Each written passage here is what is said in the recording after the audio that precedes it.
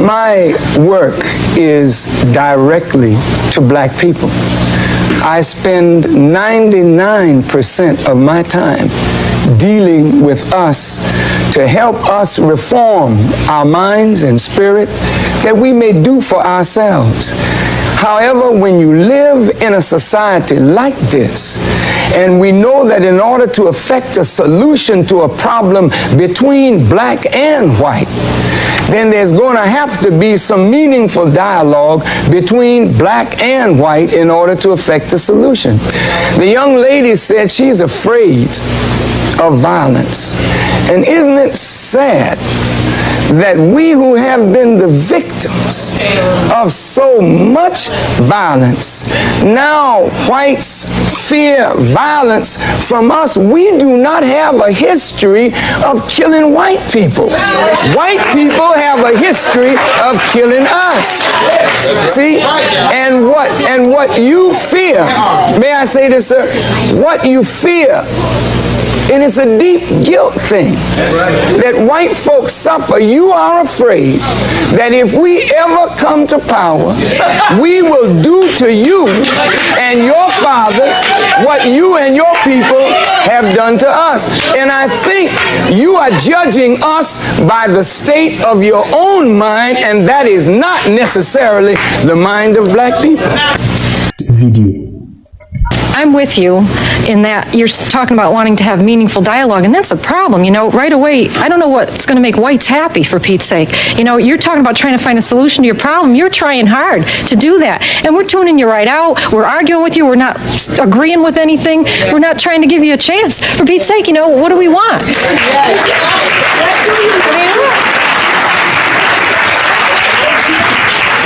Assalamu alaikum. Mr. Farrakhan, there's a situation now where 1 in 4 black males are in prison or in jail or in some type of probation situation, okay? When I look around, even myself being a black reporter, okay, and they talk about racism, if a black and white person go to the job, a black person is going to get the job. I never find that out. And we're in New York City with a black mayor, and I still haven't seen it. And when I see Minister Farrakhan, not only the brothers enlighten me, but he gives me hope to not give up, not go get a pistol and stick somebody up, okay? So when I see you, not only are you the light and the hope, but I think, white America, you need to listen. And please don't harm this brother, because we love him. Yeah. Hang on a minute. Yeah. Getting back to what she said, what exactly do we have a problem with? Before you made a statement, you said that I think that, well, not I, you said that white people think that you're inferior to us. I don't believe that. I'm part of the youth of America. I am not prejudiced. I feel more prejudiced right now than I've ever felt. Not against black, I am not prejudiced against black people. Some of my best friends are black people. I am, what's the problem with that?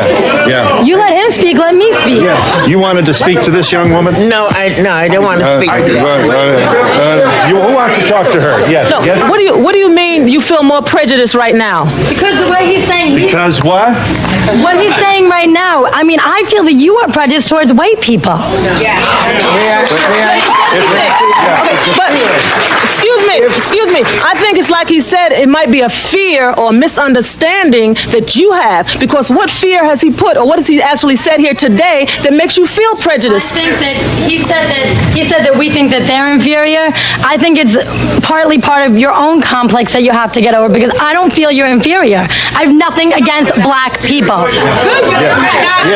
me answer her. This is the, excuse me, this is the situation. Every young white adult says, I have not done this to black people. I have not done that to black people. But your forefathers are the ones who have set us in the situation we are in. Now, what I'm saying is this. When Nat Turner stood up, you all rejected him. You killed him. When Marcus Garvey stood up, you all rejected him, enslaved him. He died a broken heart. Now, what I'm saying is this. Your fathers have put us in the condition we are in, and today you are profiting from what your forefathers have done.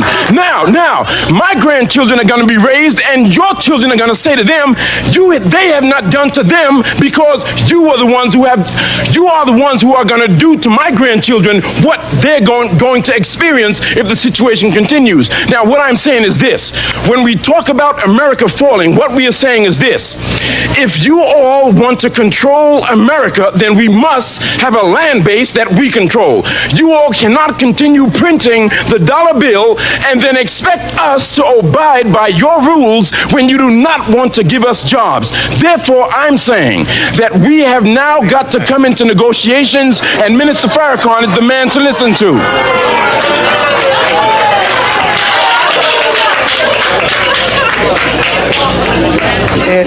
It becomes apparent more and more as we listen to each other and try to talk to each other that we don't perceive reality the same. That's right. And as we're talking about either reconciling differences or separating, it becomes clear that if two people are looking at the same thing and perceiving it so differently, then the two people are operating under a different stimulus. And so when the young lady says, I am prejudiced, to be prejudiced means to judge before the fact. After 400 years of living and experiencing, we're not prejudiced. We are looking at the reality of what we have suffered and continue to suffer. Are you there? Yeah. Are you there, caller? Yes. Thank you for waiting. I'm sorry it took us a while to get you, but go ahead. I know you'll be brief. I'm a white American born into poverty, and I overcame it. You know, the opportunities are here in America, and why can't we just start now? We hear all this violence. Why can't we just talk in a positive way and go forward instead of remembering all these things that are in the past that are negative? They were not good for blacks, not good for white people. Yes, Minister Farrakhan commenting. According to the State of Black America by the Urban League, if we started right now, they said, we could never close the gap to black poverty and white poverty. She said, let us start right now. Let's forget the past. Notice this. When Jewish people remember the Holocaust and want the world to remember the Holocaust, wait. Why do you want the world to remember? Because if the world does not remember, it is likely to repeat itself. And Jewish persons who suffered from the Holocaust want the world to remember this because the world turned its back while Jews were put in ovens. I, as a black person, want my people to remember what we have suffered and what we continue to suffer, so that we will say like the Jews, never again. Never again. Okay, I've been listening in this corner right here, and I've heard a whole lot of negative things from the white people here. When you are trying to explain yourself, the white people don't want to hear you explain yourself. They drown you out. They start already trying to drown you out and talk over you. There's a certain amount of white arrogance here, and they don't want to listen to what black people are saying. They don't understand because they don't want to understand. I've heard a woman here say, go back to Africa. Somebody said, we have a black holiday. What does that mean? So what does that mean? He did not say that. He said, if we have a choice, what some of us can go and some of us can stay. But there's no understanding in here. People are just trying to talk. To those arrogant persons, you know, when you tell us go back, please remember where you came from. And when you want to relegate somebody to a specific place, just remember what your origin is in this world. Please, I'm not trying to be disrespectful, but I want you to understand that you, wherever you are on the earth, you're not a native anywhere. You came there and took it from the native people who are there. So please don't talk about going back, because if others talk to you about that, where would you go? I agree with you. I agree with you. Someone said we don't agree with you. I agree with you that we live in a racist society. But just as I'm racist, some of you are being racist in the fact that you're calling me a white folk. I realize that things that I have, I realize most of them I may have gotten because I'm white, and I am privileged because I'm white. But I do feel guilty. There are feelings of guilt from being white, and I realize that, but you're building walls. We build walls this high. We're separated right now. The white people are on this side, and the black people are on that side. All right.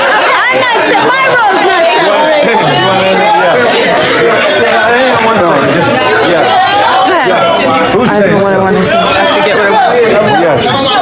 Yes. Let me get this young woman here. She said we're separated by seating. She says what? We did not seat ourselves, okay? So don't get that impression we wanted a blacks here and you over there, whatever, okay? No, I just wanted to say that because she made the point. Ourselves. You know, it happens. Right. It happens at high school cafeterias. It happens all over the place. Phil told us to sit over here. Not the cheap seats. Sir. Assalamu alaikum.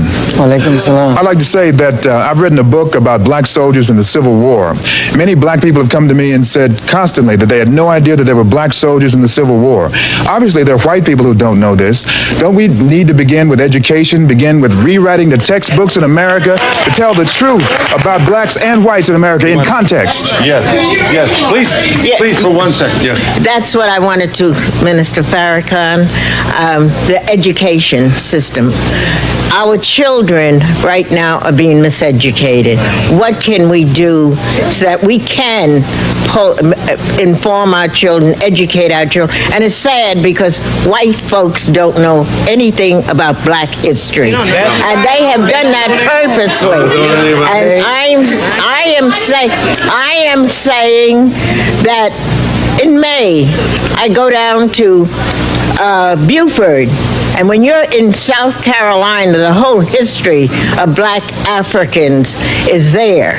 And it's pathetic that white folks have to wait till February to find out that we were slaves. I would like us to speak to what are we going to do to improve the education of this whole society, which have cheated them from our true heritage. May I respond? I said in the first segment it was a crime of omission as well as a crime of commission. And that crime has affected both white and black. White folk have been made to believe that the history of civilization begins in Egypt and that Egypt was a white civilization.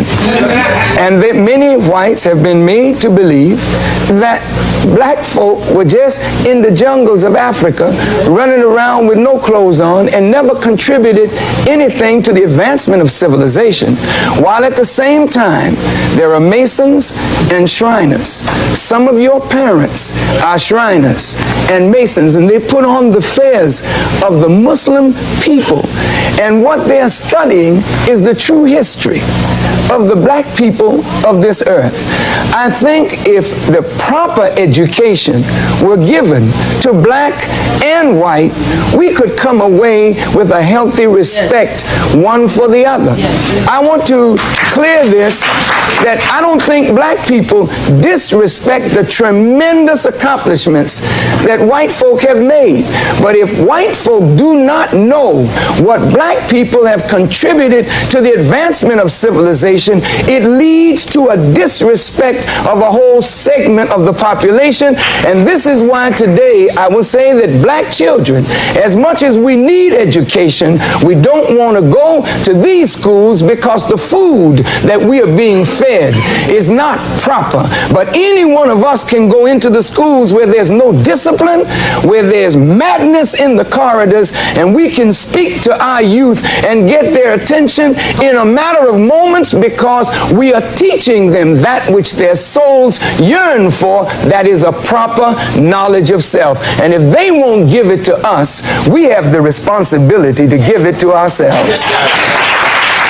Mr. Farrakhan, I have actually two questions. One, the direction that you're pursuing seems to be a complete reversal from the direction that Martin Luther King was going into, which is total integration. You seem to be wanting to pull your people apart into a more segregated but equal situation. Can you draw any parallels between yourself and he and the end result that you're looking for? Yes. And how would you address some of the educated, upper-class blacks who are sending their children off to college now and are distressed that they're coming back too black? And I had said, what do you mean? My question to them was, what do you mean by too black? How can your children be too black? And they say there's a militant air that's coming home and an angriness and an aggressiveness that they've spent years trying to quell. These children are wealthy children going to excellent colleges. Their parents are upper class, and they're concerned and distressed. Thank you. First, I appreciate the manner and the spirit of your question. Dr. Martin Luther King, of course, was a giant among us. Dr. Martin Luther King was a humanist as well as a deep religious thinker who hoped and believed and worked for the coming together of people. I don't think that Dr. King was in error to work what his heart commanded him to do. But while Dr. King was doing that, would you believe that the United States government, under the counterintelligence program of J. Edgar Hoover, was plotting all the while against Dr. King to discredit him, to keep him from getting the Nobel Peace Prize? When he went to meet with the Pope, the FBI tried to interfere with Dr. King's meeting with the Pope, thinking that if the Pope met with Dr. King, it would give him too much credibility. Dr. King in 1968 lost his life because he felt that poverty in America was so pervasive, not only among blacks, but whites. And even though Lyndon Baines Johnson was the one that was the architect of the war on poverty and commissioned the Kerner Commission, Mr. Johnson became so obsessed with winning the war in Vietnam, he took money away from dealing with the problems of America, sending that money into Vietnam in a cause that America lost. And when Dr. Martin Luther King spoke openly, honestly, against the war in Vietnam, you know the rest. The man was assassinated. And now America, 20 years after Dr. King, is further apart. Even though there's a bigger middle class, the poor are getting poorer, and the system that you call economic, political, and religious system keeps pressing the poor down to the point where you have millions of black people who are useless to themselves and to this nation. I would just like to say, Minister Farrakhan, that all that you have done for the black community and as well as educating the white, that in the white community, there is hundreds and thousands of Farrakhans. I mean, your mentality, how you think, the uplifting of your people. But in the black community, there's a few Farrakhans. It's not enough of us that is helping to take up the burden of our people. It is our responsibility. It's not white folks' responsibility to deal with the illness of our people.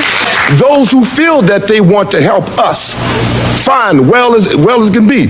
God will bless them. But it's our responsibility. And it's not enough of us who are helping to uplift our people. We are catching hell. Certainly if you are a people that is always begging, you're not going out to help brothers like Farrakhan and brothers brothers that's following, look at the Muslims. Look how clean they look. Look at how upright they look. They're not eating bad food. They're not drinking. They're not running after women or running after men, as Minister Farrakhan has said. So we should be men enough and women enough to do, because you're only on this planet for a short while, white and black. So we should pull our resources together and think intelligently enough to say that whatever affect one, affect all of us indirectly.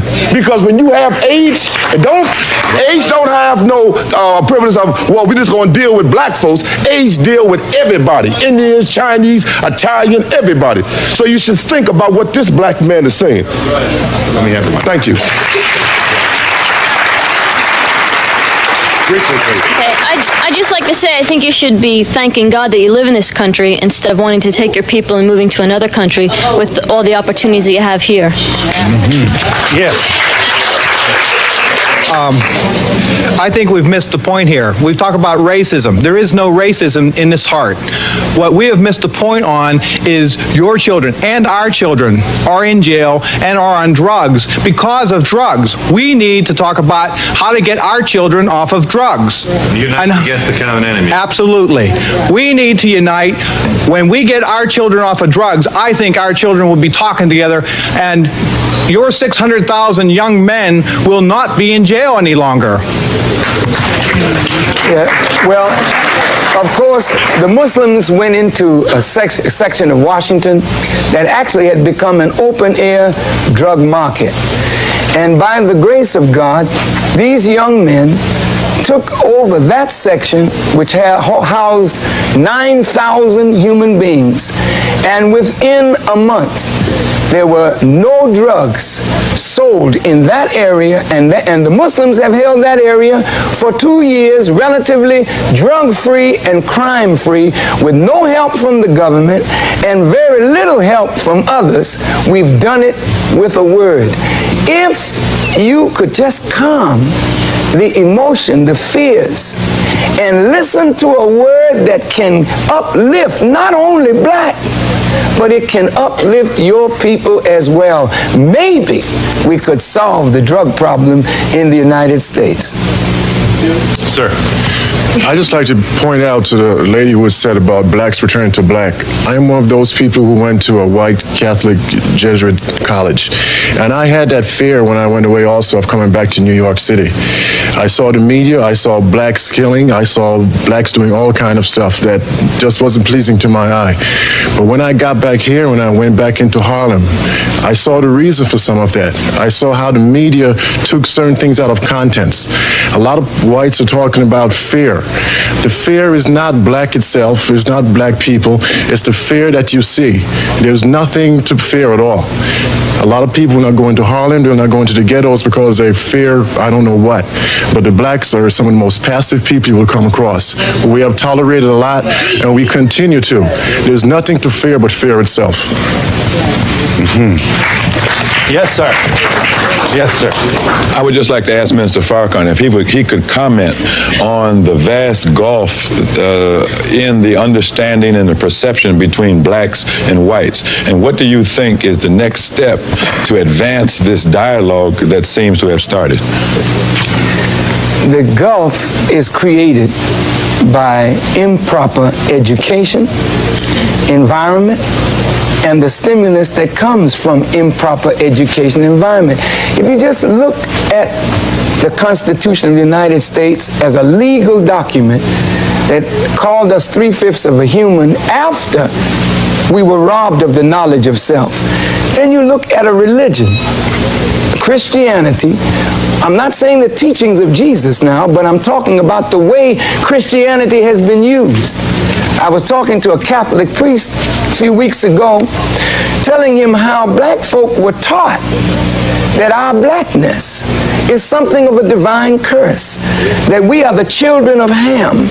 And Ham was one of the sons of Noah, who mocked Noah in his drunkenness, and Noah cursed him, black folk think of themselves in a servitude posture. Black folk think of the color of their skin as a curse. They think of the texture of their hair as something terrible, the thickness of our lips or the shape of our noses. This is not because we desire to think this way, but we live in America where white standards of beauty have been imposed upon us.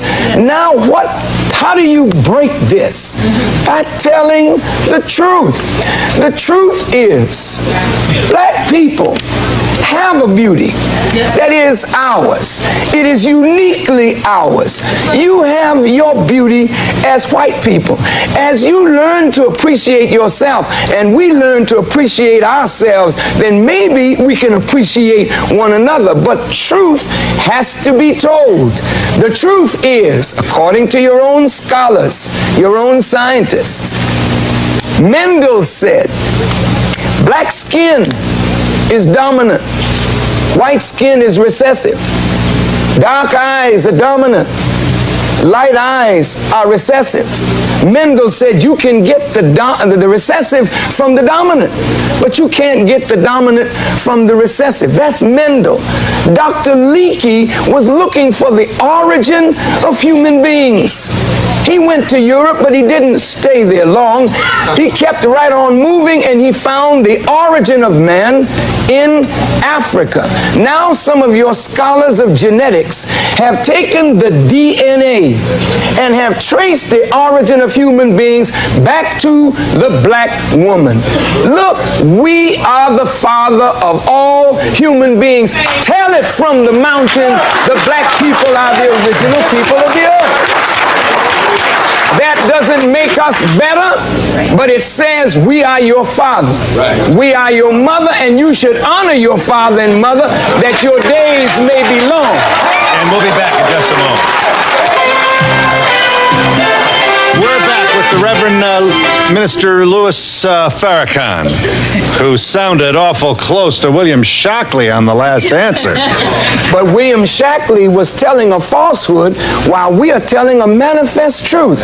And this truth, white people know, you scholars know it, but you've hidden it from black people and hidden it from your own people. So if you know that you come from us, then maybe you would respect your root a little better. Yeah. And if we knew that you came from us, maybe we would respect ourselves a lot better. So it works for both of us. It's good to know the truth. The truth will make you free.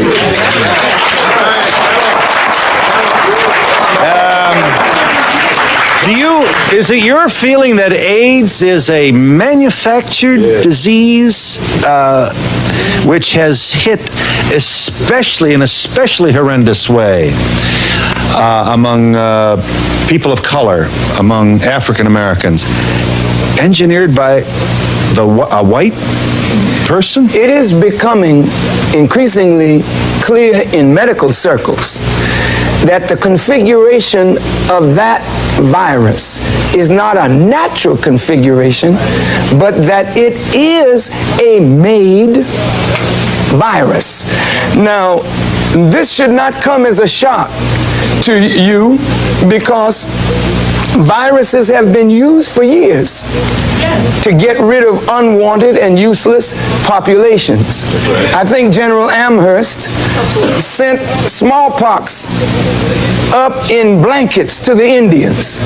And I think you will find that 100 black men in a Tuskegee experiment were injected with the most virulent form of syphilis and allowed to cohabit with whomsoever they would and never were to be treated for syphilis. This is reality.